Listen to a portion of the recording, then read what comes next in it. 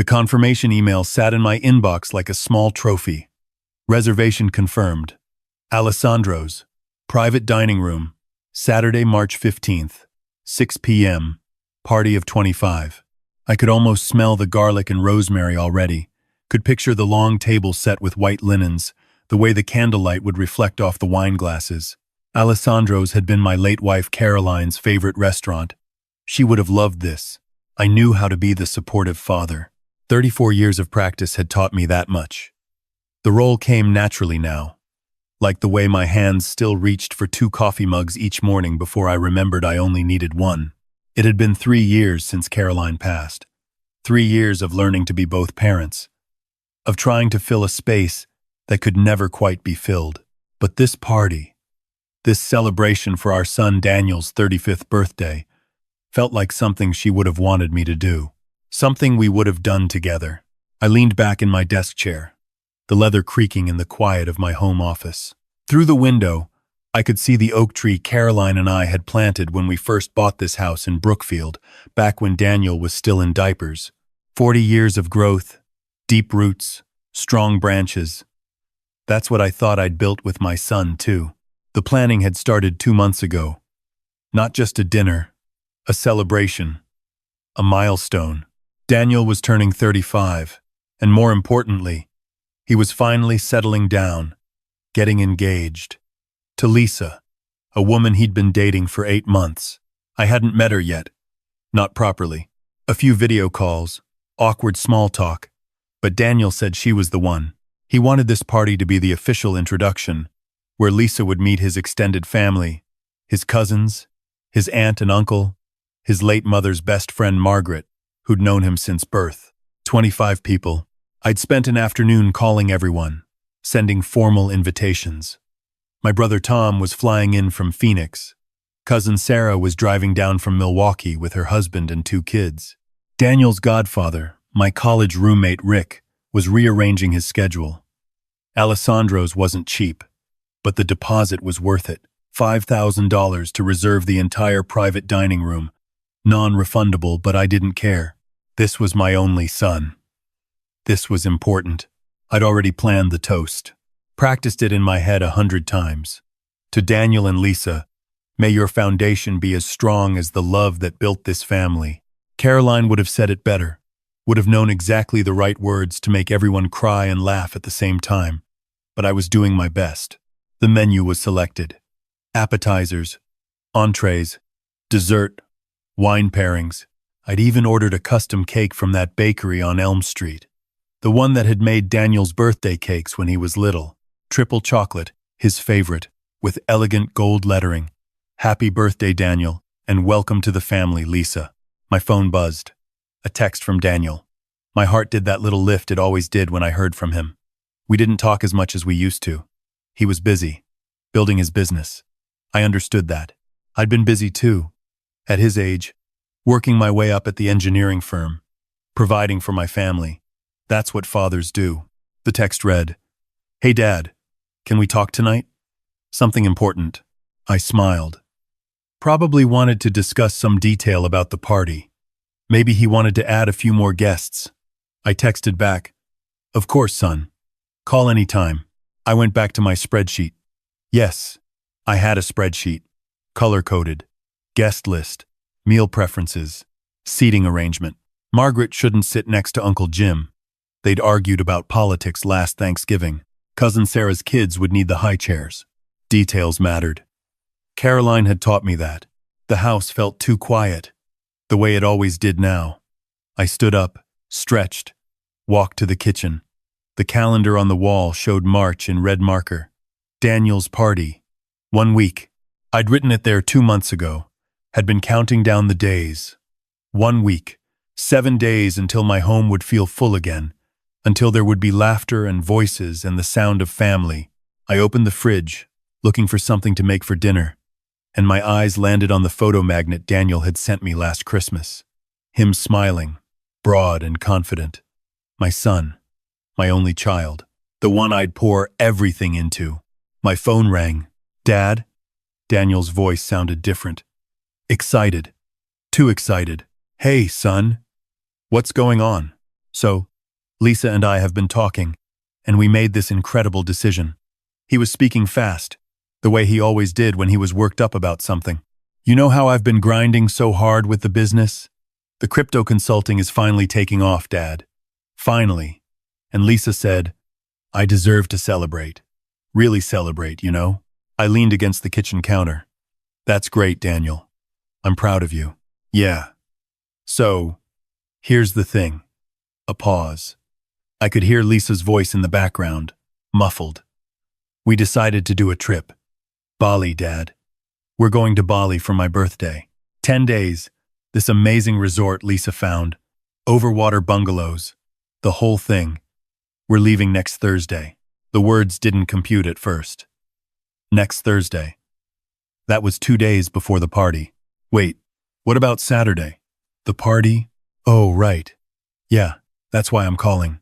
His tone was casual, breezy. Like we were discussing switching restaurants, not canceling an event 2 months in the planning.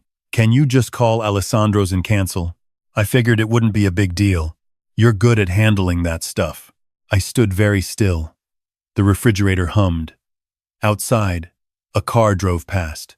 Daniel, there are 25 people coming. Family flying in from out of state. I know, but they'll understand. It's not like we planned this months ago or anything. This Bali opportunity just came up. The resort had a last-minute cancellation, and Lisa jumped on it. She's so good at finding deals, Dad. You'd love that about her. Something in my chest tightened. Son, I put down a $5,000 deposit. Non-refundable. Silence. Then, seriously? 5,000? Dad, that's insane for a birthday dinner. It's the private dining room at Alessandro's. For 25 people. You told me you wanted something special. Somewhere nice to introduce Lisa to the family. Yeah, but I didn't know you'd go that crazy with it. He laughed. Actually laughed. Well, I mean, you can probably call them, explain the situation. They'll understand. And if not, I don't know, Dad. That was your choice to spend that much. My hand gripped the phone tighter. Your choice. Look, I gotta go. Lisa's calling me. But yeah, just handle the cancellation, okay? We need to pack. I'll send you pictures from Bali. It's going to be amazing. Love you, Dad. The line went dead. I stood in my kitchen, in the house where I'd raised my son, in the silence that had become my companion, and stared at the phone in my hand. 25 people, 2 months of planning, $5,000. Just handle it. I walked to my office, sat down at the computer, and pulled up my email. Scrolled back, way back. 3 years, 4 years, 5 years. There it was. The pattern I'd been too blind to see, or maybe too willing to ignore. Dad, I need help with startup costs. Just $15,000 to get off the ground. That was Startup 1. Daniel's revolutionary app idea. A social network for dog owners. I'd believed in him. Transferred the money the same day. 6 months later, the app didn't take off. But I learned so much, Dad. This next idea is the one. I just need $25,000 for development. Startup 2. A meal prep delivery service. Competing with Blue Apron and HelloFresh is harder than I thought, he'd admitted a year later, right before asking for startup number 3. Dad, cryptocurrency consulting is the future. I've got clients lined up. I just need $40,000 to cover expenses while I build the client base. Once it takes off, I'll pay you back everything. I promise. I'd done the math before, but I did it again now. 15 plus 25 plus 40. $80,000. No, wait. There was that bridge loan between Startup 2 and Startup 3, just to cover rent and bills while I transition. Another $15,000. $95,000. Over 7 years. And not once, not one single time, had Daniel paid back a cent. I sat back, feeling something cold settle in my stomach. When had I become this? The ATM father. The safety net that never said no. Caroline would have said something. She'd always been better at boundaries, at tough love. We're helping him fail, she'd whispered once, after I'd transferred money for Startup 2. He needs to learn to stand on his own. He's our son, I'd said. We help family. There's a difference between helping and enabling, Tom. But I'd ignored her. Kept writing checks. Kept believing. Because that's what fathers do, right? Provide. Support. Sacrifice. My phone buzzed. Instagram notification. Daniel had posted something. I clicked on it, and there it was. A photo of Lisa's hand, extended toward the camera. A massive diamond ring catching the light. The caption, "She said yes. Spared no expense for my queen. Number engaged. Number forever starts now. Number 15 carats. 15 carats. I looked it up. A ring like that, even a conservative estimate, ran $20,000 to $30,000. He'd bought a ring worth more than my car, but couldn't afford to cover a $5,000 deposit for the party he'd requested. The party I'd spent 2 months planning. The party he was now canceling with 7 days' notice so he could go to Bali. I called him back. He answered on the 4th ring. "Dad? What's up?" "I'm kind of busy." "The ring," I said. "How much did it cost?" Silence. "Daniel, how much?" "I don't see how that's relevant." 20,000. 25. "Dad, Lisa deserved something special. You don't cheap out on an engagement ring. That's not how you start a marriage. But you can cheap out on family. On the people who've been waiting 2 months to celebrate with you. That's not fair. You asked me to handle the cancellation. To eat the $5,000 loss. While you fly to Bali, after spending what I'm guessing was close to $30,000 on a ring. My money, my choice, Dad. My money." The words hung there. "Is it?" I asked quietly. "Is it your money, Daniel? Or is it the money you didn't have to spend on rent because I covered your startup expenses? Is it the money you saved because I was your backup plan every time something didn't work out? I can't believe you're throwing that in my face right now. I thought you supported my dreams." "I did. I do. But somewhere along the way, supporting your dreams became funding your entitlement." "Wow." His voice went cold. "You know what? I don't need this. I called to let you know about a change of plans, and you're turning it into some kind of guilt trip. I'm 35 years old. I don't need your permission to live my life." "You're right," I said. "You don't. But you also don't get to expect me to clean up your messes without even a thank you. Is this about the money? The 95 grand or whatever? Fine. I'll pay you back. Eventually. When the business takes off, it's not about the money, son. It's about respect. I gotta go, Dad. We'll talk later." He hung up. I sat there, surrounded by the spreadsheets and seating charts and meal preferences for a party that was never going to happen. 25 people who'd rearranged their lives. My brother changing his flight. Cousin Sarah hiring a babysitter for her other 2 kids so the whole family could come. Margaret pulling out her nice dress, the one she saved for special occasions. Just handle it. I looked at the calendar. 7 days. The deposit was non-refundable, but the party wasn't. Not yet. I picked up my phone and started making calls. "Margaret? Hi. It's Tom. No. The party's still on. I just wanted to confirm you're coming." "Yes, I'm sure. See you Saturday. Tom?" "Hey, brother. No, don't change your flight. Party's happening. Long story. I'll explain Saturday." "Alessandro's?" "Hi, this is Tom Walsh. I have the reservation for the 15th. No, I'm not canceling. I actually want to add a few more people. Do you have room for 30 instead of 25? By the time I was done, I'd added 5 more guests.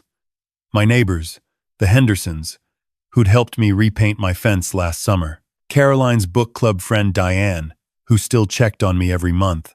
My old colleague Marcus from the firm, who'd become a good friend over the years. People who actually showed up, who actually cared. The party would go on, just without the guest of honor. I emailed the baker. Small change to the cake. Please make it say, "Happy 62nd birthday, Tom." Same design, just different name. Then I sat down and wrote an email to everyone on the guest list. "Dear family and friends, Daniel won't be able to make it to Saturday's celebration due to travel plans. However, I'm moving forward with the dinner anyway, and I'd be honored if you'd join me in celebrating not a birthday, but the people who've shown up in my life. Looking forward to seeing you all." The responses started coming in within the hour. "Uncle Tom, we're definitely still coming. We love you. Tom, this sounds perfect. Can't wait. Best idea I've heard all week. See you Saturday, old friend." The days passed in a strange haze. Daniel didn't call. I didn't reach out. I spent the time I would have spent worrying about party details, instead thinking about the last 7 years. The pattern I'd let develop, the way I love you, son, had somehow turned into, "Here's another check, son." On Friday, the day before the party, Daniel sent a photo from Bali. Him and Lisa on a beach, sunset behind them, drinks in hand. The caption, "Paradise found. Thanks for understanding, Dad." I didn't respond. Saturday evening, I put on my best suit. The navy one Caroline had helped me pick out 5 years ago. "You look distinguished," she'd said. I wished she could see this. See me finally drawing a line. Alessandro's private dining room looked exactly as I'd imagined it. White linens, flickering candles, the smell of garlic and wine. But instead of being the father of the guest of honor, I was the host of my own celebration. My own life. 30 people showed up. Some I'd invited, some who'd heard and asked to come. Margaret brought her grandson. The Hendersons brought a bottle of wine from their trip to Napa. My brother Tom gave a toast to my little brother, who finally figured out what the rest of us knew all along. "You don't need to buy love. You've always been enough," I cried. Right there in front of everyone. Let the tears come. We ate. We laughed. We told stories about Caroline, about the old days, about life. Nobody mentioned Daniel. They didn't have to. The empty chair at the head of the table said enough. The cake came out. "Happy 62nd birthday, Tom," in elegant gold lettering. It wasn't my birthday. Wouldn't be for another 6 months. But it felt like a rebirth anyway. After dinner, after everyone had gone home and I was alone in my car in the parking lot, I made one more decision. I pulled up my banking app and made a note in my records. "Daniel, startup support account, closed." Then I sent one text. "Daniel, I hope you're enjoying Bali. When you get back, we should talk. I love you, but I'm done funding your lifestyle. If you need a father, I'm here. If you need a bank, you'll have to look elsewhere." I didn't expect a response. Didn't get one for 3 days. When it finally came, it was short. "Are you serious right now?" I wrote back. Completely. The weeks that followed were quiet. Daniel didn't call, didn't text. I saw on Instagram that they'd extended their Bali trip, 2 weeks instead of 1. Good for them. I spent the time fixing up the house. Projects Caroline and I had talked about but never got around to. Repainting the guest room. Finally fixing that loose board on the deck. Installing the bird feeder she'd always wanted in the backyard. I was busy. Content. The silence didn't feel lonely anymore. It felt peaceful. 6 weeks after the party, my phone rang. Unknown number. "Mr. Walsh? This is Patricia from Coastal Credit Union. I'm calling about Daniel Walsh's account. He listed you as a reference, and we're trying to reach him about several overdraft fees." I hung up, called Daniel immediately. "Dad, do not list me as a reference for anything. Do not assume I'm your backup plan." I didn't think. That's the problem, Daniel. You've never had to think. You've never had to face consequences because I was always there to catch you. So what? You're just cutting me off? Your own son? I'm not cutting you off. I'm cutting off the free ride. There's a difference. Lisa's going to leave me. His voice cracked. We're fighting all the time now. About money. She thought I had my act together. Do you? Silence. Daniel, I've given you $95,000 over 7 years. 3 businesses. None of which worked out. Not because the ideas were bad, but because you never had to make them work. You always had my money as a safety net. So this is my fault? No. It's mine. I enabled you. I made it easy for you to fail. And I'm done doing that. Karen Sard, quote, Inum game, hen you. Instepted. He hung up. 2 months later, I saw on Facebook that Lisa had changed her relationship status to single. The engagement photos disappeared from Instagram. Daniel's account went quiet. I felt bad. Of course I felt bad. He was my son. But I also felt something else. Relief. Like I'd finally let go of a weight I'd been carrying for too long. 3 months after the party, my doorbell rang on a Tuesday afternoon. Daniel stood on my porch. No Lisa. No fancy clothes. Just jeans and a t-shirt. He looked tired. Older somehow. "Can I come in?" I stepped aside. We sat in the living room. The same room where he'd played with Legos as a kid, where Caroline had read him bedtime stories. "I got a job," he said finally. "Real job. Junior analyst at a marketing firm. It's not glamorous. The pay is okay, but it's steady." I nodded. Lisa left. Said she didn't sign up for a guy who worked 9 to 5 in a cubicle. He laughed, but it was bitter. Guess she wanted the entrepreneur lifestyle without the risk. "I'm sorry, son. Are you, though?" He looked at me. "You were right about her. About all of it. I didn't want to be right. I wanted you to be happy. I was happy. With your money. With the illusion that I was building something." He rubbed his face. "The crypto consulting? Dead. No clients. No income. I was living off your last 40,000, pretending I was some kind of business guru. Why didn't you tell me? Because then I'd have to admit I failed. Again. And you'd bail me out. Again. And the cycle would just keep going." He met my eyes. "You should have cut me off years ago, Dad." "I know. I'm sorry. About the party. About Bali. About all of it. I was an entitled brat. You were my son who I loved too much to let fail. We both made mistakes." We sat in silence for a while. "Can I take you to dinner sometime?" Daniel asked. "Like, actually take you, pay for it myself. From my paycheck." I smiled. "I'd like that. It won't be Alessandro's. More like Applebee's." "Applebee's sounds perfect." He stood to leave, paused at the door. "The party you threw. Without me. How was it? Honestly, one of the best nights I've had in years." He nodded. "Good. You deserved that." He turned to go, then looked back. "I'm gonna pay you back, Dad. The 95,000. It'll take a while, but I will." "Pay yourself first," I said. "Build your own foundation. That's payment enough." After he left, I sat in my chair and looked at Caroline's photo on the mantel. "You were right," I told her. "There's a difference between helping and enabling." I finally learned it. The house was quiet again, but it was a different kind of quiet now. Not empty, peaceful. My phone buzzed. A text from Daniel.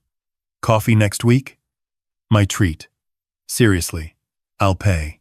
I smiled and typed back, "Sounds good, son." Looking forward to it. Outside, the oak tree swayed in the breeze, its deep roots holding strong, its branches reaching up. 40 years of growth. Some seasons required pruning, but the foundation remained solid. That's what I'd finally given my son. Not money, not a safety net, but roots, and the space to grow his own branches.